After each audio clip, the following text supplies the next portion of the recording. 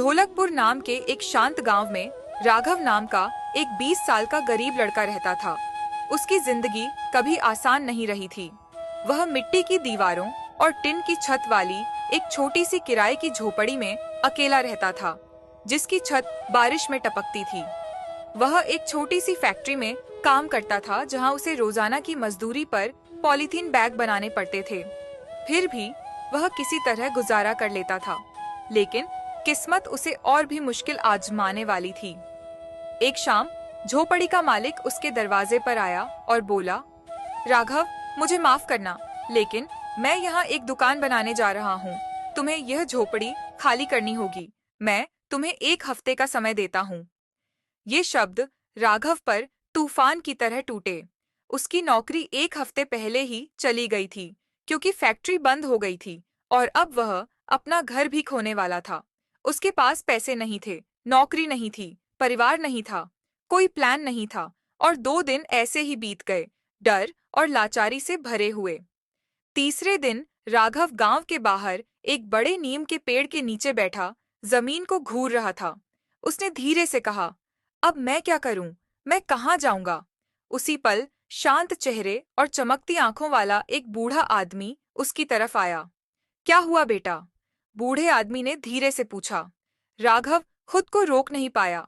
उसने उसे सब कुछ बता दिया, अपनी नौकरी जाने के बारे में, मालिक के नोटिस के बारे में, अपने डर के बारे में और अपनी लाचारी के बारे में।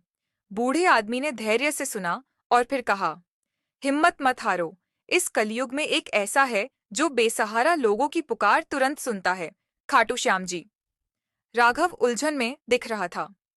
वह कौन है? बूढ़ा आदमी धीरे से मुस्कुराया और उसने राघव को बर्बरीक की दिव्य कहानी सुनाई। वह महान योद्धा, जिसने धर्म के लिए अपना सिर बलिदान कर दिया था, और कैसे भगवान कृष्ण ने उसे कलयुग में श्याम बाबा के रूप में पूजे जाने का आशीर्वाद दिया। वह भगवान जो सच्ची प्रार्थनाएं पूरी करते हैं। राघव की आंखों में उम्मीद भर गई। उनका मंदिर कहाँ है? उसने उत्सुकता से पूछा। खाटू में, राजस्थान में, जयपुर के पास, बूढ़े आदमी ने जवाब दिया। उस रात पहली बार राघव को अपने दिल में रोशनी की एक छोटी सी किरण महसूस हुई। अगली सुबह अपने बचाए हुए थोड़े से पैसों के साथ राघव जयपुर के लिए निकल पड़ा। सफर लंबा, थकाने वाला और धूल भरा था, लेकिन उसके विश्वास ने उसे चलते रहने की हिम्मत दी। जब वह आखिरकार खाटू श्याम मंदिर पहुंचा, तो वह श्याम बाबा की मूर्ति के सामने हाथ जोड़कर और आंखों में आंसू लिए खड़ा हो गया। बाबा, आपके सिवा मेरा कोई नहीं है, मुझे रास्ता दिखाओ, उसने धीरे से कहा। वह घंटों तक वहां शांति से बैठा रहा। पहली बार उसके दिल को हल्का महसूस हुआ। सच्चे मन से प्रार्थना करने के बाद वह ढोलकपुर लौट आया, इस उम्मीद में कि कुछ तो बदलेगा, कुछ भी। मालिक द्वारा नोटिस दिए जाने के बाद यह 5वां दिन था। राघव खाटू श्याम की एक छोटी सी तस्वीर के सामने बैठा था, जिसे वह मंदिर से लाया था। बाबा, कृपया मेरी मदद करो, उसने कांपती हुई आवाज में प्रार्थना की। तभी खटखट। हैरान होकर उसने दरवाजा खोला। एक बूढ़ा आदमी वहां खड़ा था, जो गर्मी से थका हुआ लग रहा था। बेटा, क्या मुझे 1 गिलास पानी मिल सकता है? उसने पूछा। जरूर, राघव ने तुरंत कहा।